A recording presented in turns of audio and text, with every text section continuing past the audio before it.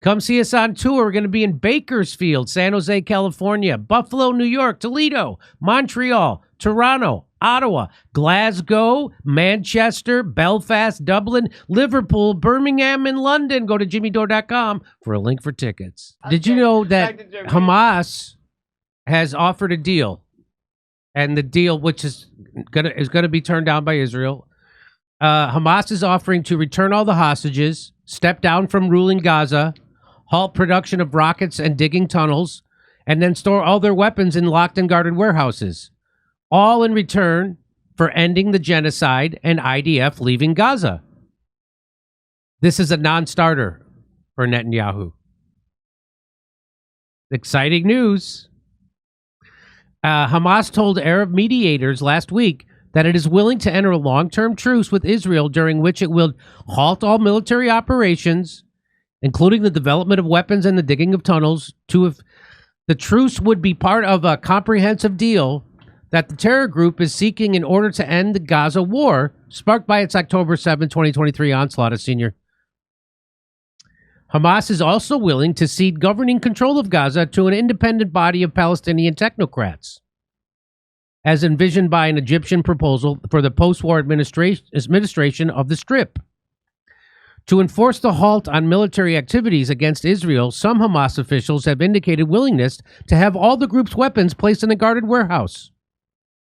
As for the length of the truce, Hamas is willing for it to last 5, 10, or even 15 years. In Zionist time, that's 4 days. Right. The idea goes even further than Hamas has been willing to go in the past, but still falls well short of the full disarmament that Israel is demanding, and is accordingly a non-starter. Ha ha ha! Of course they don't want to get those hostages back. Netanyahu does not want to get the hostages back. And the people, you know how I know that? Because the people in Israel know that. They're the ones saying that. Hannibal directive. That's right. That's where they kill the hostages, so Netanyahu don't need to worry about it. The comprehensive deal that Hamas negotiators have proposed to Arab mediators would see the return of all remaining Israel hostages in one batch in exchange for an agreed-upon number of Palestinian prisoners. Okay, really? You think that's going to happen? So Israel gets to keep all the kids they took, right? Okay. The deal would also see a permanent ceasefire, the complete withdrawal of Israel forces from Gaza, and the reopening of crossings to you've never been to allow for the entry of humanitarian aid and the commencement of reconstruction. The deal would also see a permanent ceasefire, the complete withdrawal of Israel forces from Gaza, and the reopening of crossings. We just said that. Some of his opponents have argued that Israel should prioritize freeing the hostages and deal with Hamas's dismantlement afterwards. But Netanyahu's asserted Saturday that this wouldn't be possible, as the terror group is seeking binding international commitments that would block Israel from attacking after a comprehensive deal is reached. So again, the intent of Israel is clear. Who would ever trust Israel to make any kind of deal about anything ever? They've broken every ceasefire, but the intent of Israel is clear. The reason why they, as Ehud Barak, the former prime minister of Israel, said that Benjamin Netanyahu was the one who supported Hamas because he wanted to divide the Palestinians. He made sure they got the money from Qatar so they could have a reason to go in and steal all the land, so they could say we're dealing with terrorists, because there's lots of people in Palestine who don't support Hamas. They're called the Palestinian Liberation Organization. And you know, when Hamas won that election back in 2006, it was barely they won. It wasn't like 90%. It wasn't like 90% of the Palestinians voted for them. They barely. And so Netanyahu had to prop up Hamas and make him think that all the Palestinians are these maniacs, so we have to go in and crush, because they always wanted to take Gaza and the West Bank. He wanted him there, yes. They wanted Hamas there. They wanted Hamas there. Like the one people liked, of course. And they wanted Hamas to do the October 7th attack. And Pied Piper. We've showed this already. This fiber strategy. That's right. But Israel style. Yep. We can't negotiate a permanent ceasefire with Hamas because that would mean we would have to permanently cease firing on Hamas. That's what they're saying. That's what this says right here. Well, can you stop paying Hamas, you assholes? Is that possible? So if we agree to a permanent ceasefire with Hamas, Netanyahu says we can't do that because then we can't keep attacking them. Right. Yeah, that's what a ceasefire is. Oh, and we can't keep taking them like Ukraine, so I say. So it's not about anything Netanyahu says it's about. It's not about getting rid of Hamas. It's about taking over Gaza and the West Bank, which is clear to anybody who watches this show. In January, Netanyahu agreed to a phased ceasefire deal with Hamas that effectively blocked Israel from resuming the war. The framework secured the release of 33 hostages during a 6-week first phase. Toward the beginning of that phase, the sides were supposed to begin negotiations regarding the terms of the second phase, which envisioned a permanent ceasefire and a full withdrawal of Israeli forces from Gaza. Not wanting to implement those latter two conditions, Israel largely refused to hold negotiations on the second phase. This is from the Times of Israel. Mm-hmm. Okay? More reliable info comes from Israeli news than from American news.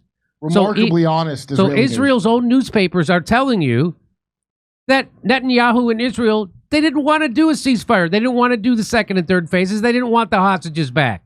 Because if that happened, they couldn't take over Gaza and the West Bank. And that's what they want. And they want to get the Palestinians out of their own land. That was the plan all along. Instead, seeking to rework the terms of the deal in order to secure another interim ceasefire during which additional hostages would be released without ruling out an IDF return to fighting afterwards. That's a lot of words to say Israel broke the ceasefire agreement.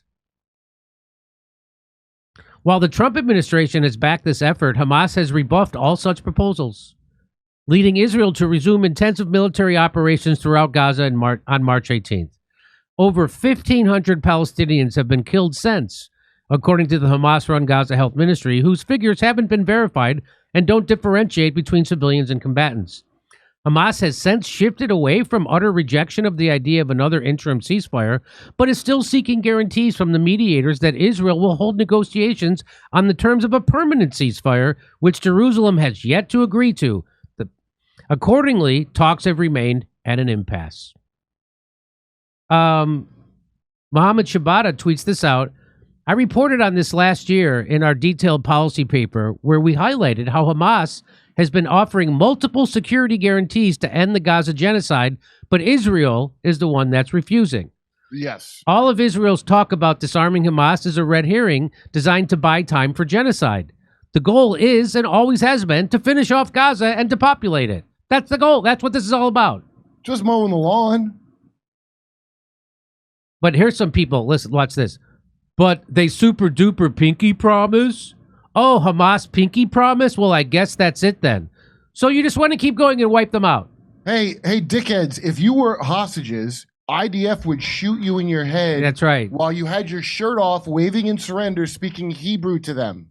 They would. I know that because we covered that story. And I wondered, why would the IDF shoot their own people so egregiously when they know what Hebrew says? Like if I heard English and there was some American taken hostage and I'm a soldier and they speak in English with their bright white Ashkenazi Polish body, and I'm going to know they're one of mine. So why would they shoot them? Well, that's because we don't want them back, because it's going to interfere with the greater good, which is sacrificing you to get the greater Israel, you stupid fucks.